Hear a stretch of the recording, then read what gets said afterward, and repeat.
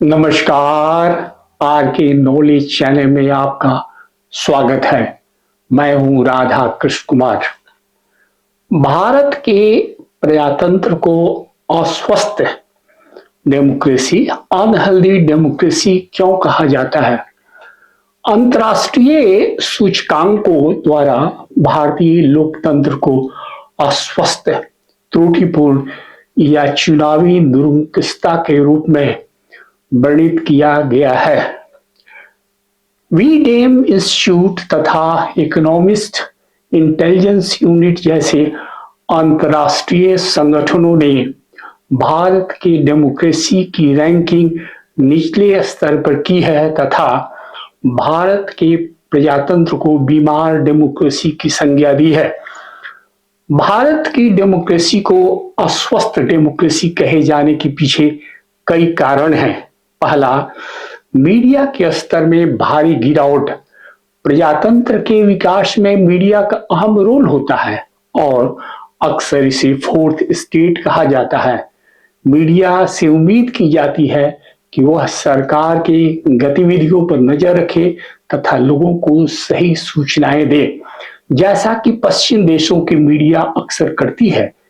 2014 के बाद से भारत की मुख्य धारा की प्रिंट या इलेक्ट्रॉनिक्स मीडिया की निष्पक्षता तथा विश्वसनीयता में भारी गिरावट देखने को मिली है, जिसके कारण अक्सर इसे गोदी मीडिया, बिका हुआ मीडिया, झूठी मीडिया या सांप्रदायिक नफरत फैलाने वाला मीडिया कहा जाता है। इसी कारण वर्ल्ड रैंकिंग में भारत की मीडिया निचले स्तर पर है। दूसरा, वोटरों में जागरूकता की भारी कमी। भारत में आधे से अधिक लोग अनपढ़ तथा गरीब हैं और उनमें जागरूकता की भारी कमी है। वे अक्सर सरकार के कामकाज के मूल्यांकन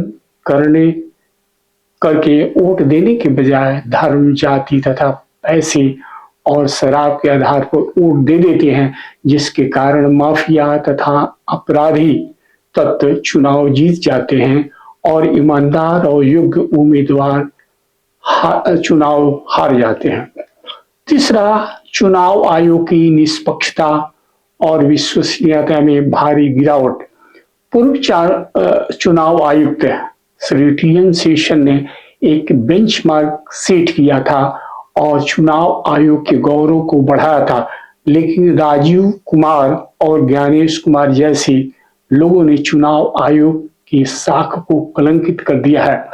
चुनाव आयोग की निष्पक्षता बनाए रखने के लिए सुप्रीम कोर्ट ने एक फैसला दिया था, जिसके द्वारा चुनाव आयुक्त और चुनाव आयुक्तों के चयन के लिए गठित 3 सदस्यीय पैनल में प्रधानमंत्री, प्रतिपक्ष के नेता के अलावा भारत के मुख्य न्यायाधीश को रखा गया था।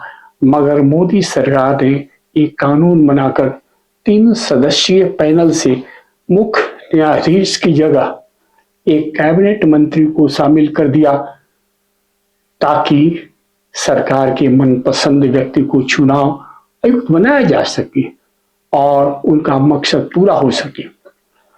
प्रतिपक्ष के नेता राहुल गांधी ने चुनाव आयोग की साख, विश्वसनीयता पर कई सवाल उठाए हैं तथा इसके पक्षपाती भूमिका को उजागर करने के लिए कर्नाटक, हरियाणा तथा बिहार के चुनाव में अपनाए गए कदाचार को साक्ष्य के रूप में प्रेस कॉन्फ्रेंस में रखा था।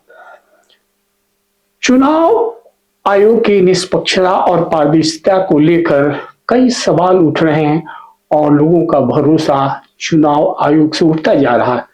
कुछ लोगों ने चुनाव आयोग को बीजेपी का एजेंट बताना शुरू कर दिया है। उनका तर्क है कि भारत के चुनाव आयोग ने आचार संहिता का हवाला देते हुए उड़ीसा में नवीन पटनायक की सरकार तथा तेलंगाना में किसानों के लिए किए गए मॉनेटरी हेल्प योजनाओं को अस्थायी रूप से रोकने का आदेश दिया था। विशेष रूप से तेलंगाना में राइस थ्रू बंधु योजना और उड़ीसा में कालिया योजना। मगर बिहार के चुनाव के समय ऐसा नहीं हुआ।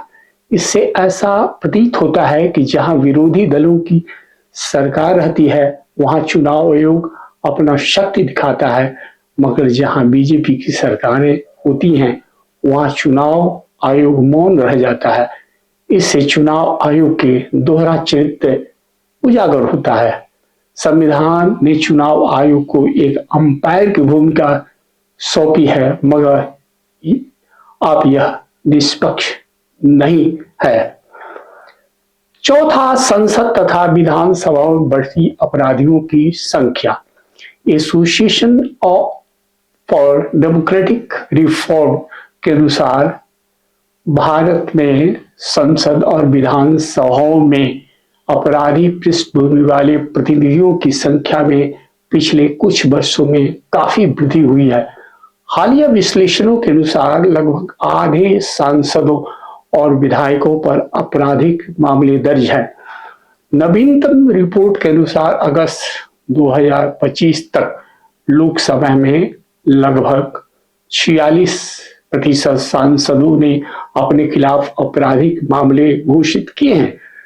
इसमें से 31 पर हत्या, अपहरण, महिलाओं के खिलाफ अपराध जैसे गंभीर आपराधिक आरोप शामिल है। विधानसभाओं में भी लगभग 45% विधायकों पर आपराधिक मामले दर्ज हैं और इनमें से 29% पर गंभीर आपराधिक मामले हैं। बिहार विधानसभा में 53% अपराधी विधायक हैं। इसके अलावा आंध्र प्रदेश, उत्तर प्रदेश और तेलंगाना जैसे राज्यों में सबसे अधिक अपराधी विधायक हैं। राजनीतिक दल ऐसे उम्मीदवारों को टिकट देते हैं जिनके पास धन बल और बाहुबल होता है, क्योंकि माना जाता है इससे चुनाव जीतने की संभावना बढ़ जाती है। जन प्रतिनिधित्व अधिनियम 1951 के तहत एक उम्मीदवार को तब तक चुनाव लड़ने से नहीं रोका जा सकता जब तक कि उसे किसी अपराध के लिए दोषी ठहराया न जाए और कम से कम 2 साल की जेल की सजा न सुनाई जाए। अदालतों में मामलों की लंबी सुनवाई का फायदा उठाकर आपराधिक पृष्ठभूमि वाले नेता लंबे समय तक राजनीति में बने रहते हैं। कई बार स्थानीय, जातीय और सांप्रदायिक समीकरणों के कारण अपराधी नेता रक्षक के रूप में देखे जाते हैं और जनता का समर्थन हासिल कर लेते हैं। चुनाव में भारी खर्च के कारण राजनीतिक दल अक्सर समृद्ध, भले ही अपराधी छवि वाले अपराधियों को चुनते हैं। पांचवा, चुनाव में पैसे का बोलबाला। विगत 1 दशक से भारत में चुनाव में धन का महत्व बढ़ता जा रहा है। अब काले धन वाले ही चुनाव लड़ सकते हैं और आम व्यक्ति चुनाव लड़ने की हिम्मत नहीं दिखा सकता। चुनावी बॉन्ड मामले से यह साफ जाहिर हो गया है कि राजनीतिक दलों का संबंध अवैध कारोबारियों तथा उद्योगपतियों से रहता है और सत्ता और उद्योगपतियों में लेन देन यानी क्विड प्रो को बना रहता है। क्विड प्रो को एक लैटिन शब्द है जिसका अर्थ है कुछ के बदले कुछ। दूसरे शब्दों में राजनीतिक पार्टियां उद्योगपतियों से पैसे लेती हैं और उसके बदले सरकार उनका काम करती है। यदि यह वीडियो आपको अच्छा लगा हो तो इसे लाइक और सब्सक्राइब करें।